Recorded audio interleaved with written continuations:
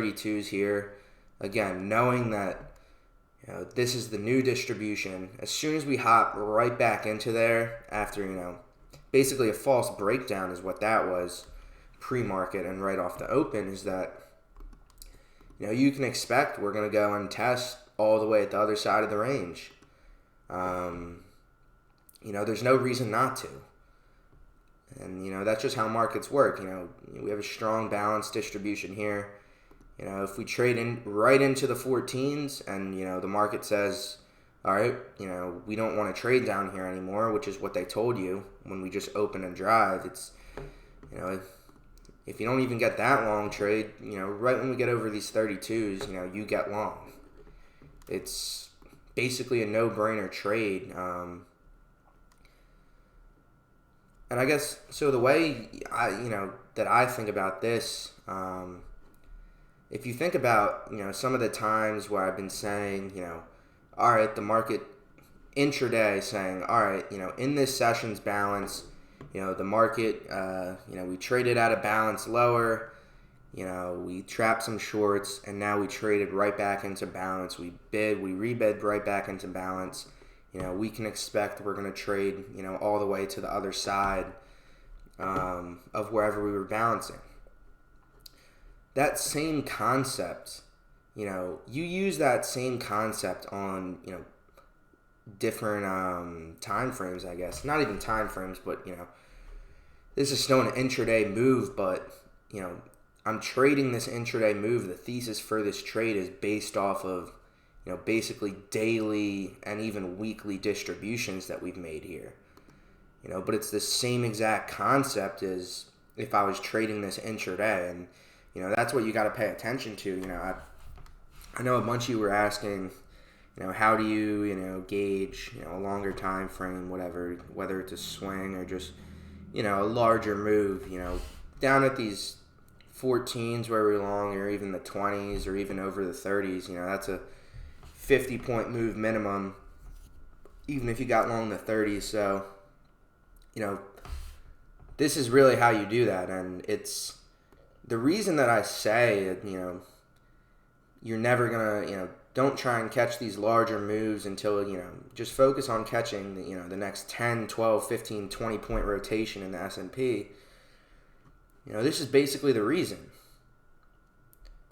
I'm not kidding when, I say it all goes back to the fundamentals, and, what is one of the, fundamental trades that I've showed you? It's, we trade out of balance. The market says, all right, we don't want to trade down here anymore. And as soon as we trade back up, above wherever the bid was, or, back into balance, the market rips or whatever. 10, 15, 20 more points in your favor. And this is the same exact concept. Same exact concept. Except now, what I'm doing here is I'm just using, daily distributions, weekly distributions, that we've seen form. So it's a little bit, I wouldn't say it's not a swing trade, but, I'm just expanding upon, the concept of, the market's trading in a distribution. When we test lower, when we test higher, do we want to continue in that direction? If the answer is no, what happens when we come back inside of those distributions? And we trade this intraday all day long, and, the same exact idea, the same, it just functions the same way. So, keep in mind, this distribution here, you should have, and then this new one here, which was pretty obvious. And you'll see here, already 2,500, already 3,200 lots done on the 32s and 31 evens. So, a lot of volume going on here. And then as soon as we just rip right above here, and if this replay wasn't so fucking laggy. But anyways, yeah. So that's the whole concept behind, maybe catching a larger move, or is it early, hold this for 20 points or whatever it is. But anyways, again, this setup is, I take this every day, when it shows itself to me. And again, it's just, that simple pattern. You can make a shit ton of money just off this simple. And the problem people have is that, they think, they think that absorption is just any time that you see, 300 or 400 or 600 hit into the bid or the offer, on one tick. That's just not the case. If you go and, if you're paying attention during the session, around the point of control, VWAP, strong balance areas, whatever, especially around the few ticks that are going to be the VWAP and, the POC, is that you'll see a bunch of times throughout the session, 500 hit in, bid or offer, it doesn't matter, but you'll see 500 hit in at a tick, 600, 700, you'll see it'll look like similar to this, but the pattern is not there. The reason, why were we looking at these 47s in the first place? Okay, we have this distribution lower again. When we tick down here, is someone going to step in and say, no, we already traded here. We don't, we want to move higher. Is someone going to come in and stop the market from going down? And they did. So that's the setup.